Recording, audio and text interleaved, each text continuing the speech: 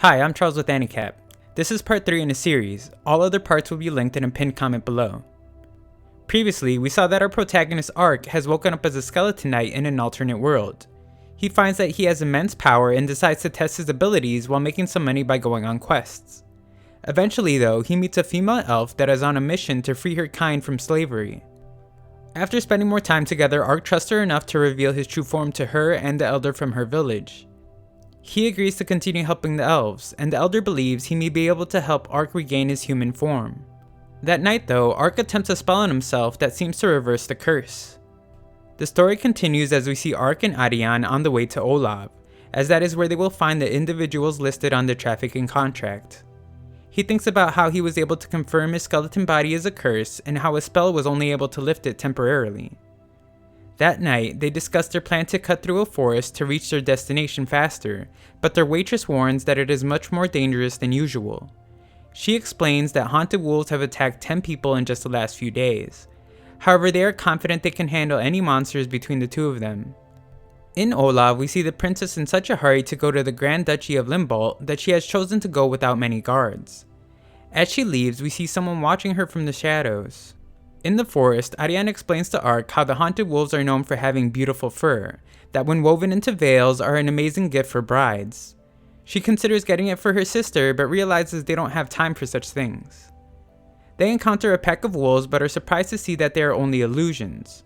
Arc now remembers more about them and explains how they create multiple illusions of themselves in order to confuse their prey. The wolves' attacks seem endless as Arc is impressed with Ariane's display of experience from being a warrior for many years. Arc doesn't totally have a grasp on his ranged skills and magic yet, so he decides to avoid the pack and go directly after their leader. However, he notices a red ring around its ankle that he has seen on a previous monster and attacks that instead. The wolves instantly become disinterested and leave. Arc explains how in both cases, red rings were on monsters that had been found in areas they are not usually in. Ariane then requests to take a moment as it would be a shame to just leave the wolves' tails there, and Arc agrees to take a break. Elsewhere, Yuriana thinks about how her brother Dakaris is likely involved with the elf slave trade, and her other brother Sect has ambitions for the throne. She feels very uneasy for her mission as she knows they will somehow get involved. Just then, their carriage comes under attack. Back to Arc, he thinks about how all his strength is being wasted as he doesn't know how to use it properly, and contemplates asking Ariane for some training. Punta senses something and begins to lead Arc somewhere. Back at the carriage, a mysterious figure attacks Yuriana and her servant, taking both their lives. The mysterious organization of cloaked men congratulate each other on a successful mission. They make the scene appear as if bandits had committed the crime and take Yuriana's belongings. Just then, a very upset Punta appears and they decide to kill her. However, Arc arrives and ignores their feeble attempts at hurting him, while thinking about how if it was a game, revival of another player would be welcome. In this world though, he believes it might bring too much unwanted attention.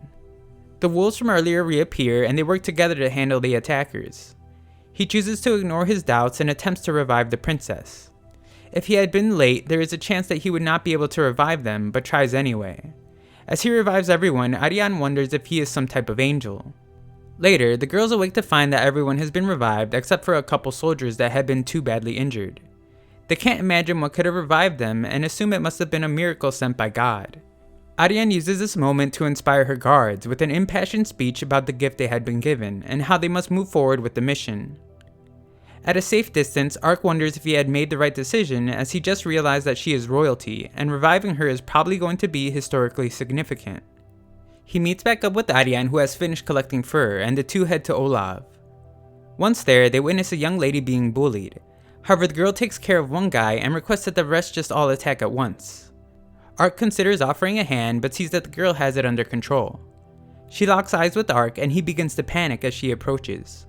She is pleased to meet him again and Arc is shocked as he realizes that she is actually the furry ninja. She explains that she had been on a mission to rescue her beast people comrades that had been captured by humans when she first met Arc. She made note of how Arc had given off a different scent and presence overall than anyone she has ever encountered. Arc introduces her to Ariane as the person who gave them the trafficking contract but doesn't know her name. She says it's Chiome and she is one of the Jinsen clan's 6 ninja. Arc's love for fantasy emerges again as he thinks to himself how fate has once again brought the furry ninja to him. Chome remembers that Arc called her a ninja when they first met and would like to know why. In his mind, he thinks how it was because it's pretty obvious, but can't say as ninja are not supposed to be part of this world. He pretends it's because some spies just like her call themselves that. She explains that it is a secret name that her clan has given themselves and that must mean Arc comes from the same country as their founder. He would like to meet the founder, but she says he is not around anymore and was alive 600 years ago.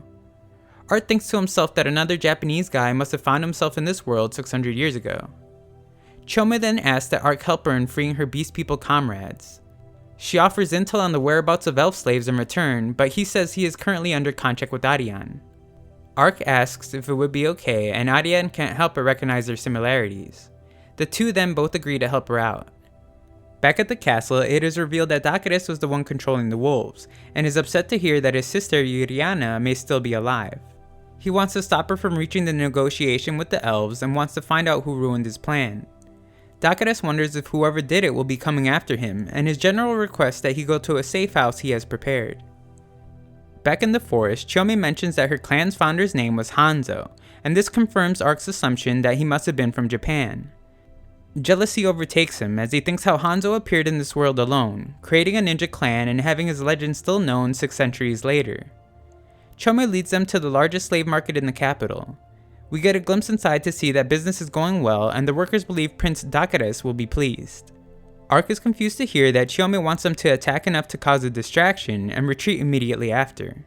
She explains that their attack is actually just a decoy and that simultaneous attacks will be launched by her comrades on the other 4 slave markets in the capital. As they are only part of the decoy group, she realizes that they won't be able to rescue that many, but Arc says he wants to help fight. She doesn't think it's a good idea, but is surprised to hear that Arc can use teleportation magic. She is familiar with it since the founder is said to have used it, but called it space-time ninjutsu. She has new confidence in the mission and agrees to their help, revealing that the attack is to happen that night. Arc reveals that they must then prepare for battle, and so they eat, as war can't be waged on an empty stomach. After their meal, Arc continues his preparation by purchasing a disguise for only 13 gold, but Ariane says it's creepy and he must have been swindled. He says that is not so, as the price reflects its impressive cultural significance, but is stunned when he gets no backup from Ponta. Chome arrives with another member of the Jinshin 6, Goman, who stares at Arc until they begin to fight. Their fight would turn to mutual admiration as they seem to feel some kind of kinship. The plan is for Chome and Ariane to strike from the rear, while Arc and Goman conduct a frontal attack. The guys handle many of the guards, but reinforcements continue to flood in. Arc knows that his role is to create a distraction, so he decides to use some flashy magic without restraint, warning Goman to not get caught in its wake. His idea works as the guards begin to call for more reinforcements. Arc decides to cut loose even more, but it seems as though the pair's magic and ninjutsu have a cumulative effect, causing more damage than anticipated. Ariane notices from a distance and feels that a certain cocky skeleton must have just gotten an unscripted burial. Elsewhere, we see as Dakares is informed of the attack on all the slave markets, and he decides to send even more reinforcements. Thanks to Arc's distraction, Ariane and Chome are able to infiltrate the rear easily, when Ponta spots a couple guards. Chome takes care of them and Ariane is impressed to see her ninjutsu for the first time. They continue to fight their way to the lower level where they are finally able to release the slaves. Outside, Arc emerges from the rubble and is glad to see that Goman is also fine, as he has turned his body into metal. Ariane and Chome arrive to reveal that they have gathered most of the beast people in the hall, but have yet to free those in the furthest building. Goman stays behind to handle the reinforcements as the others go on to complete the mission. The trio's amazing fighting abilities are on display as they arrive to free the remaining slaves. However, they all become very uneasy by a stench coming from one of the cells. One of the slaves explains that the sick and injured couldn't be sold, so they were left there to rot.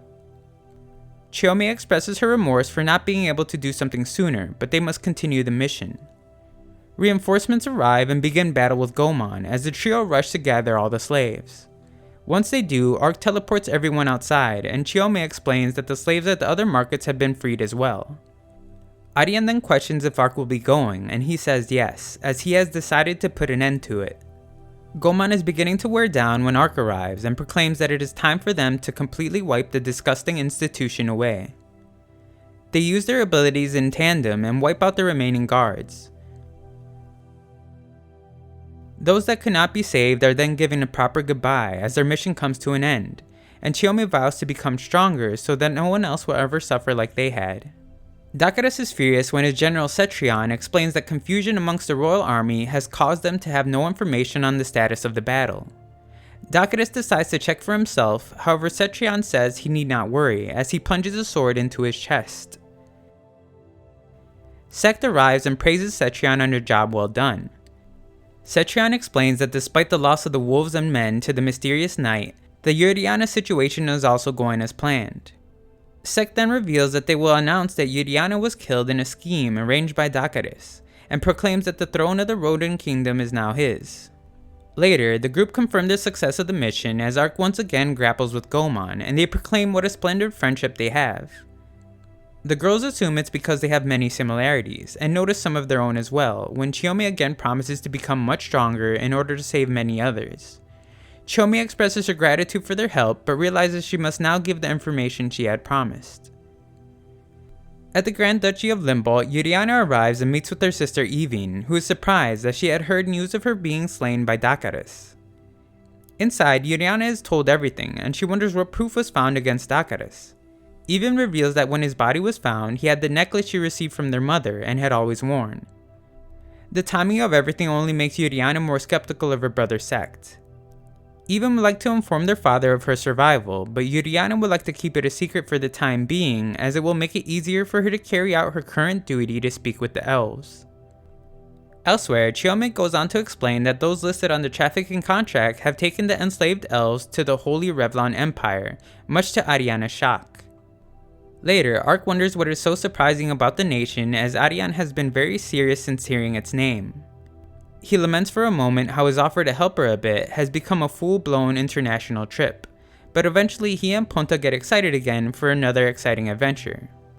We then get a glimpse into the imperial capital of the Holy Revlon Empire. The Emperor Domitianus is informed of Prince Dakaris' death at the hands of his own brother, Sect, and he is in disbelief that he would die even after giving him the rings. Though he is pleased to hear that Yuriana has died just as planned. However, it is revealed that their rings had been destroyed, making the wolves useless, and that someone else must have killed her. Domitianus then asks of a man named Fumba, and his informant reveals that his plan to bring the nation to ruin is progressing smoothly. We then get a glimpse of the mysterious Fumba as he watches over a large monster being controlled by a red ring. Thanks for watching. The links to part 1, 2, and 4 will be in a pinned comment below.